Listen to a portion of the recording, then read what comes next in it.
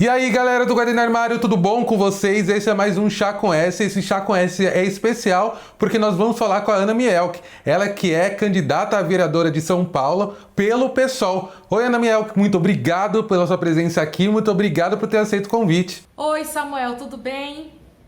Eu que agradeço o convite de participar aqui do seu programa, estou muito feliz com esse convite. Queria saudar aí os espectadores, os internautas, né, que te acompanham nas redes, no seu canal, Guardei no Armário. Estou muito feliz de participar aqui desse bate-papo com você. E hoje a gente vai conversar sobre Câmara dos Vereadores, o que é ser vereador, vereadora, como é que foi e como é que você pretende levar a sua vivência política, e é muito importante nós conversarmos sobre isso, principalmente na época que nós estamos, porque é ano de eleição. Então é muito importante já começar a debater sobre isso. Então aguarda a vinheta e vamos conversar.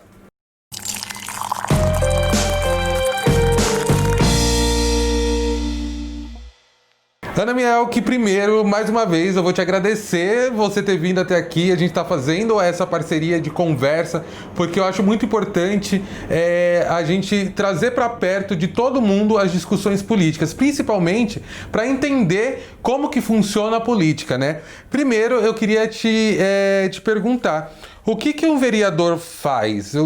Qual que é o trabalho de um vereador? Então, essa é uma pergunta que todo mundo deveria fazer, na verdade, se fazer, né? E eu acho que até os programas jornalísticos deveriam falar mais sobre isso, porque muitas pessoas não sabem, né, o que faz um vereador na Câmara de Vereadores, na Câmara Municipal da sua cidade.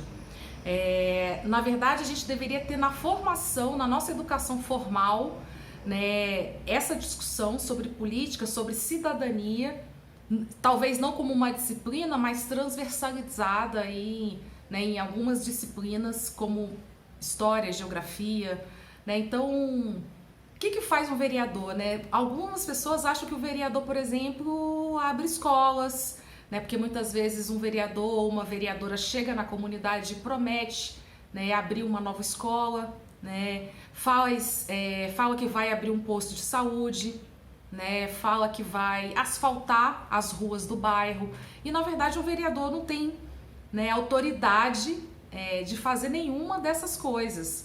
Então, se o vereador, né, se o candidato está chegando até você já te prometendo algo desse tipo, já desconfie logo de cara. Olha, Ana, eu vou só complementar você, porque isso é muito forte. É importante a gente começar a conversa a partir desse ponto, porque é isso, gente. Muitas das vezes, vou me incluir, né? A gente não sabe muito sobre as ramificações na política, todos os cargos, o que cada um faz. Então, muitas vezes, existe um candidato ou candidata que fazem promessas que, de verdade, eles não vão cumprir. Vereador e vereadora faz parte do poder legislativo. E o que isso significa? No legislativo significa que ele vai ter que legislar. Isso significa o quê? Criar leis, melhorar, atualizar leis que já existem, e muitas vezes excluir, acabar com um tipo de legislação. Então, este é um dos trabalhos que o vereador faz, né? Legislar, por isso que a gente chama de legislativo, né? Que é uma parte do poder público, né? Que estabelece aí todas as prerrogativas legais, né? No âmbito municipal, para o caso dos vereadores, no âmbito estadual, para o caso dos deputados estaduais, e no âmbito federal, para os deputados federais e senadores, porque nós temos uma dupla Câmara, né, em nível federal. Nós temos a Câmara de Deputados e temos o Senado.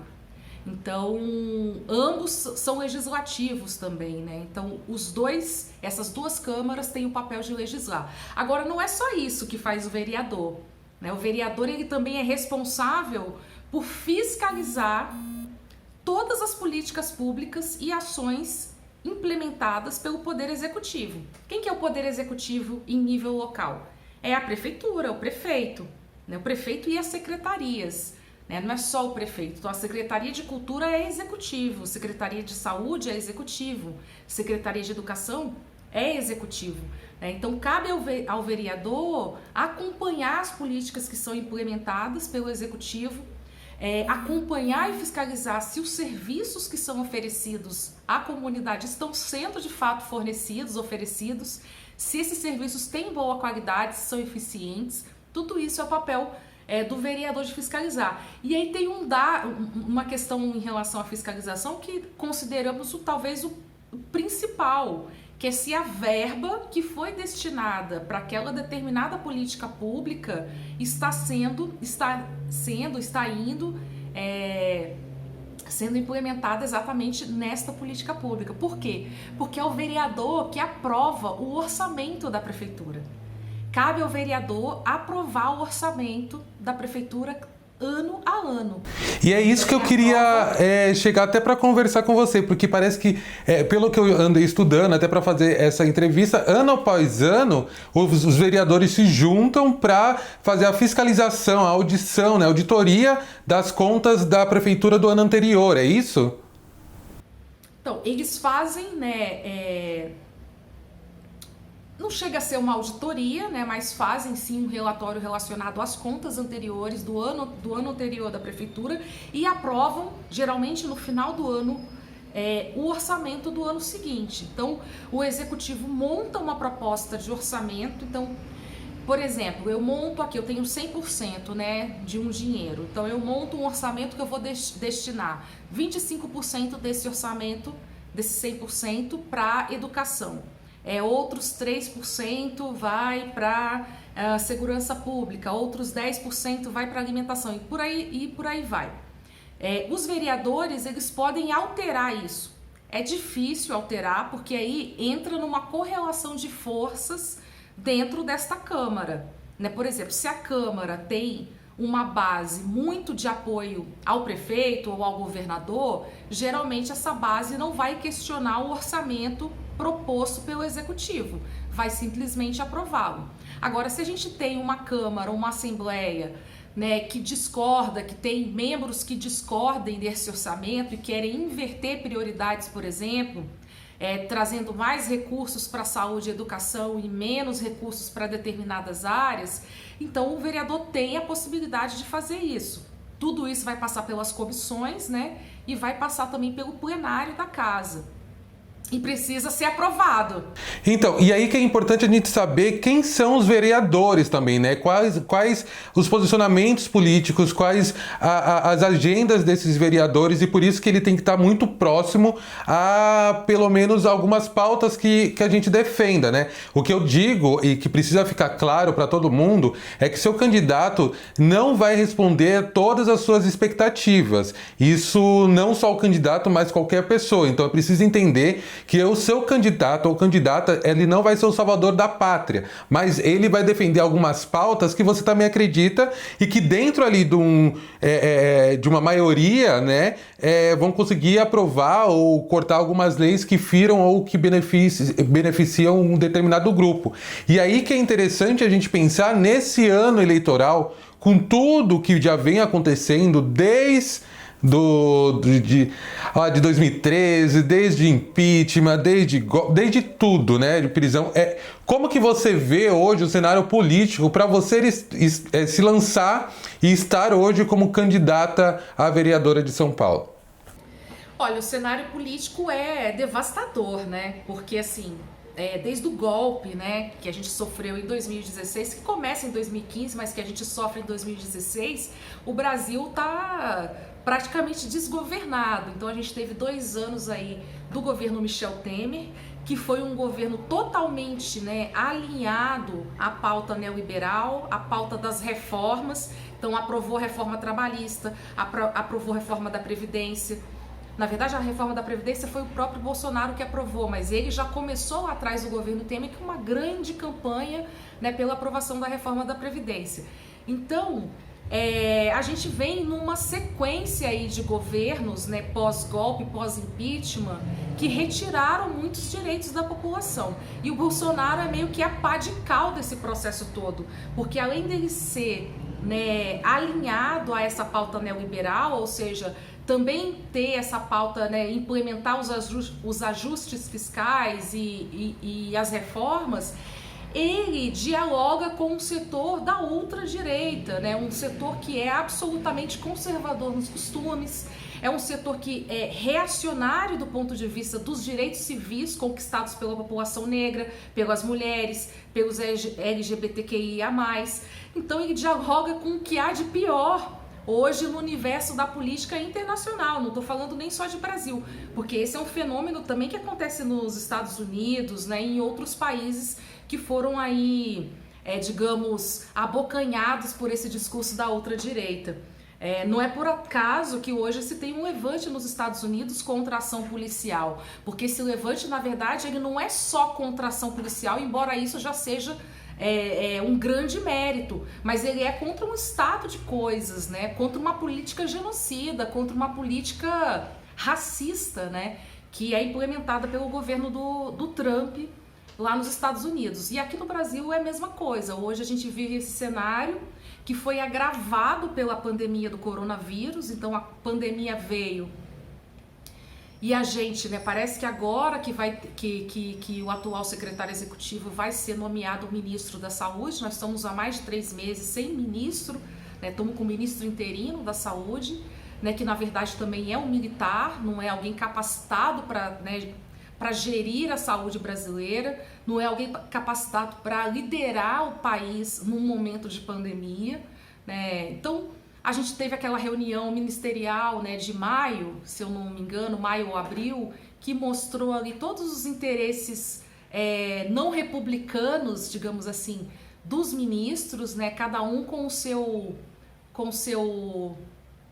interessezinho na manga, né, tirando. Um queria passar a boiada para aprovar a legislação desregulamentando, né, as leis que protegem o meio ambiente, o outro queria aprovar cassinos em resorts, né, cada um com sua agenda própria, nenhum deles pensando na sociedade, no futuro, no desenvolvimento do país. Então, neste cenário...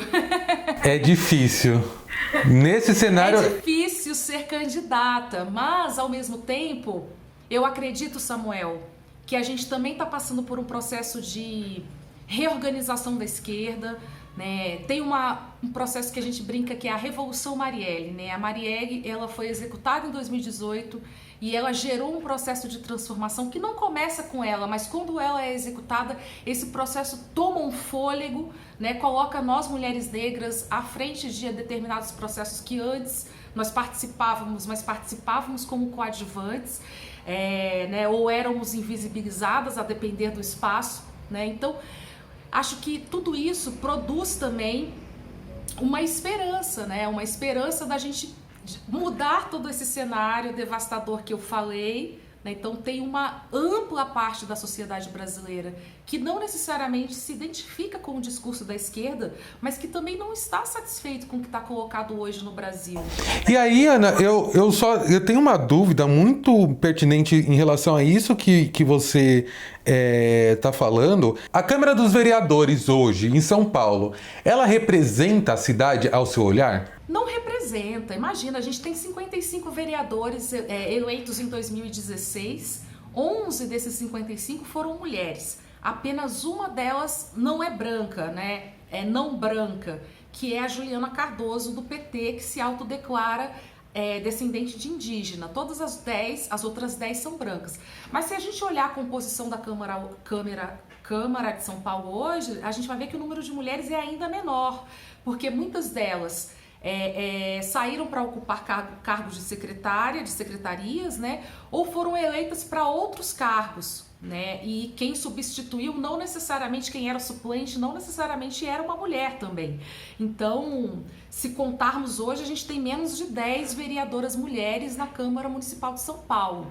E isso, Samuel, eu tô falando de São Paulo porque é aqui que eu moro, né? É aqui que nós moramos, é aqui que nós vamos disputar essa vaga aí agora no ano de 2020. Mas tem um dado que é reflexo disso tudo que a gente está falando, né? Dos 5.500 municípios brasileiros, né, em 1.300, 1.400, nessa última eleição de 2016 não se elegeu nenhuma mulher.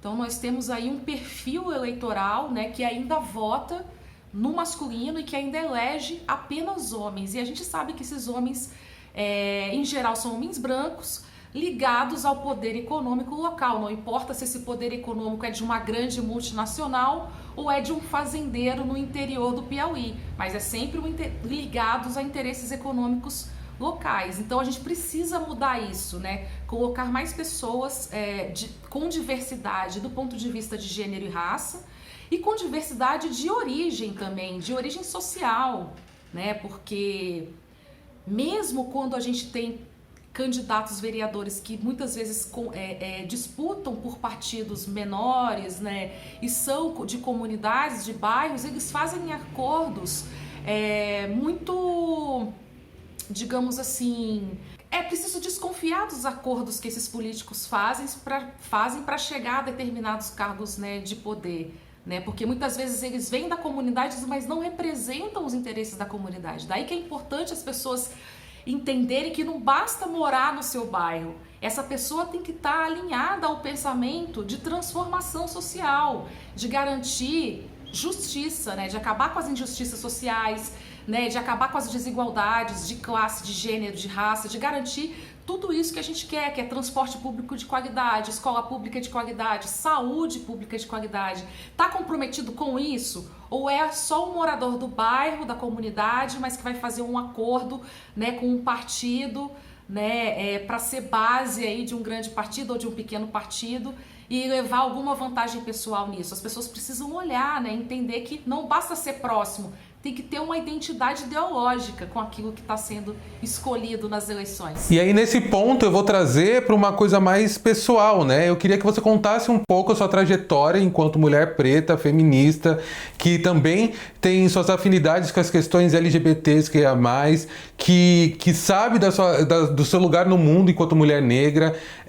Conta rapidamente aqui pra gente uma mini biografia sua, por onde você passou para hoje você estar como candidata a vereadora de São Paulo.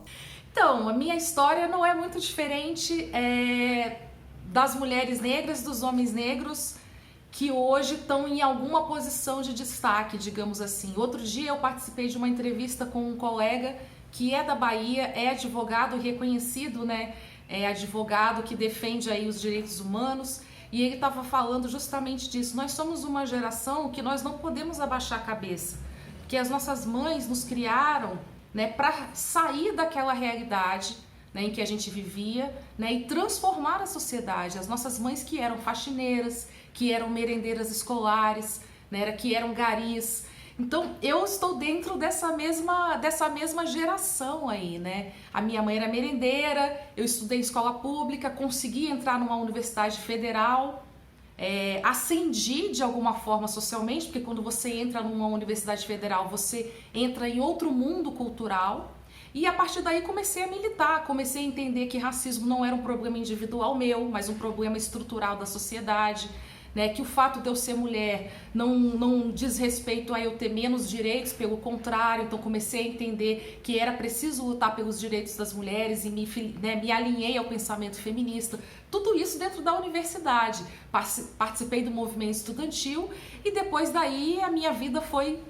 As escolhas que eu fui fazendo, né, me trouxeram até aqui hoje, porque eu sou jornalista de formação, mas eu escolhi, né, sempre trabalhar com os movimentos sociais, com as organizações sociais alinhadas à esquerda. Me filiei ao Partido Socialismo e Liberdade um pouco depois da sua fundação, estou há bastante tempo já no PSOL. Então foram os caminhos que eu fui trilhando, esses caminhos me trouxeram até aqui hoje. Nos últimos 10 anos eu dediquei a minha militância de maneira mais efetiva ao movimento de luta pela democratização da comunicação.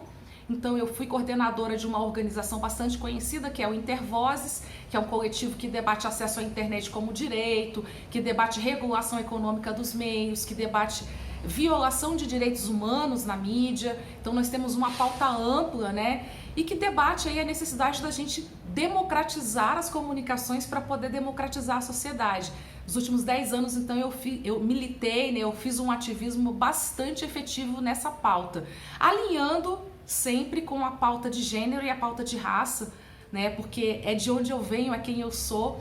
Então, quando eu falo de violação de direitos humanos na mídia, por exemplo, eu estou falando de genocídio negro também, porque eu estou falando dos programas policialescos que constroem, né, essa legitimidade que é dada aos policiais, né, para atirar em bandido e matar bandido, né? Eu tô falando dos programas de humor que ofendem e humilham a população LGBTQIA+, né, que ainda bem que por conta da nossa militância, não só do Intervozes, mas, né, do movimento como um todo, esses programas têm diminuído em alguns canais de televisão, mas em outros continuam, né, sendo exibidos com bastante frequência, né, entrando na casa das pessoas todos os dias, com discursos que são absolutamente reacionários do ponto de vista aí da dignidade humana, né? Olha, então, um pouco essa é a minha trajetória até chegar aqui.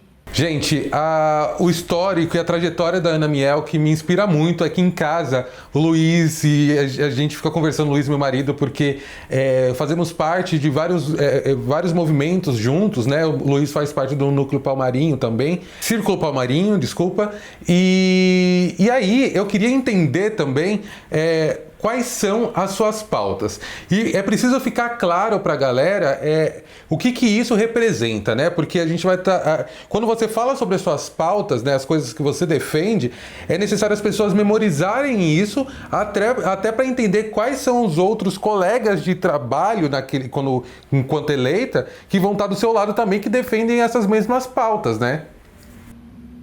Legal. Então, eu tenho, assim, algumas pautas que a gente considera prioridades. A questão da educação, então, trazer a educação de novo, né, para uma perspectiva, né, de promoção da cidadania, trazer a educação para uma perspectiva de formação, né, de adultos, de jovens e adultos, né, alinhados à perspectiva dos direitos humanos. Então, essa é uma proposta que a gente trabalha aí com bastante afinco, né, desprivatizar, né, a educação da cidade de São Paulo, que vem sendo privatizada a largos passos. Inclusive, agora a gente está passando aí por um enfrentamento da tentativa de privatização dos céus, né, que são um patrimônio aí da cidade de São Paulo, uma conquista dos moradores das comunidades mais periféricas.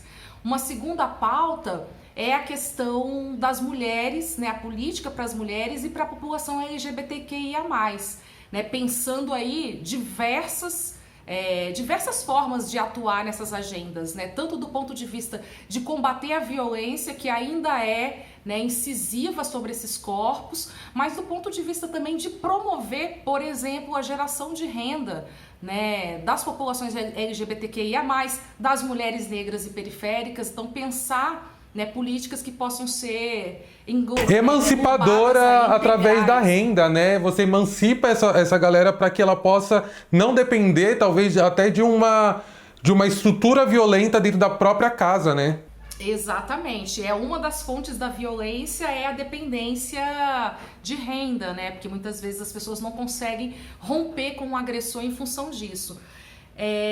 Uma terceira pauta, que é essa pauta de onde eu venho, né, nos últimos 10 anos da militância, que é a cultura e a comunicação como direito humano. Então, se são direitos humanos, o Estado precisa garantir, o Estado precisa fomentar a cultura e a comunicação, não pode deixar o cidadão e a cidadã refém dos grandes conglomerados de mídia, né, dos grandes conglomerados que atuam também no setor da cultura. Tem que fomentar os pequenos coletivos culturais, a comunicação periférica, a comunicação negra, né? Então isso tudo é possível fazer, né, envolvendo recursos públicos, envolvendo fundos públicos. Então isso é algo também que eu defendo.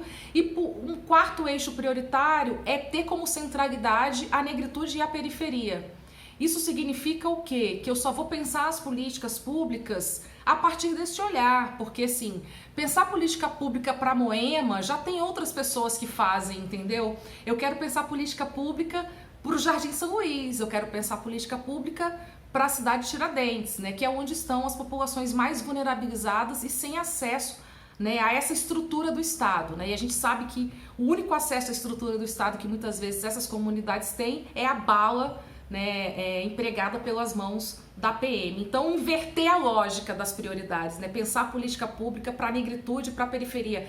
A partir daí, né? Eu vou falar de saúde, eu vou falar de educação, eu vou falar de cultura, eu vou falar de educação, mas é a partir daí que eu vou falar, inclusive do direito à cidade, né? Porque esses corpos precisam andar pelas cidades com segurança, né? com respeito, com dignidade. Então, falar de direito à cidade também a partir deste lugar, que é o lugar de onde eu sou. Eu sou uma mulher negra, então olhar um pouco para a política pública a partir daí. Nossa, Ana, eu ficaria conversando com você aqui por horas, porque é muito bom a forma como a gente conversa sobre política, porque ela é inclusiva, ela respeita a ideia de que nem todos entendem a fundo o que é a política, ainda mais numa confusão que é o sistema político aqui no Brasil, com tantas camadas. Então, acho que ficou um pouco mais claro também para a galera. Candidato, eu gostaria muito que as pessoas conhecessem um pouco mais do seu trabalho. Então, aqui na descrição desse vídeo eu vou deixar todos os seus links para que as pessoas possam entender os seus projetos, o que você defende, quais são as suas redes. E mais uma vez eu te agradeço por essa entrevista, porque eu preciso muito fazer com que a minha audiência já comece a falar sobre política, porque só dessa forma a gente vai conseguir lutar contra essa contranarrativa que está hoje no poder, né? Que tem feito um horror nas nossas vidas, né? Que tem feito tudo que está sendo feito aí. Mas eu fico muito feliz que Marielle deu flores e deu frutos, e tô vendo muito isso acontecer. E muito obrigado pela sua garra, pela sua coragem, pela sua inteligência, pelo seu poder e por ter dividido um pouquinho aqui com a gente. Eu gostaria de saber o que você achou dessa entrevista.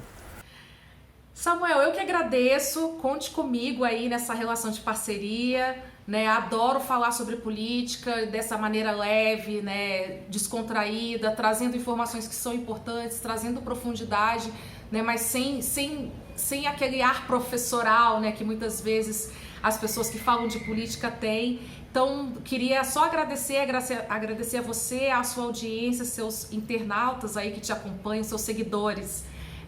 E dizer que estou empolgada, né, com esse processo que está começando agora, a campanha está começando, né, e acho que a gente vai fazer uma linda campanha na cidade de São Paulo. Temos tudo para estourar, né, com uma candidatura majoritária como a de Boulos e Erundina, né, que tem uma penetração enorme na cidade, tanto no centro quanto na periferia. Então, estou muito feliz e agradeço por essa parceria, por estarmos juntos aí nessa caminhada. E aí eu que te agradeço imensamente. E galera, vocês já sabem o que fazer, conversem sobre política na roda de conversa de vocês. Vamos falar mais sobre isso, porque só assim a gente vai conseguir mudar a realidade. É muita fake news rolando, é muita coisinha rolando em grupo de WhatsApp. Então é com conversa, com diálogo, com estudo que a gente vai conseguir mudar essas coisas. Não se esqueça que meu livro está sendo vendido pela Magalu, no aplicativo da Magazine Luiza. Também está na Amazon e está também por aí espalhados pelo Brasil todo em alguma livraria. A gente vai conversar mais sobre política por aqui, eu vou trazer mais convidados e convidadas e a gente vai entender um pouco a realidade que nós estamos hoje e como que faz para mudar. Então é isso, até o próximo Chá com S.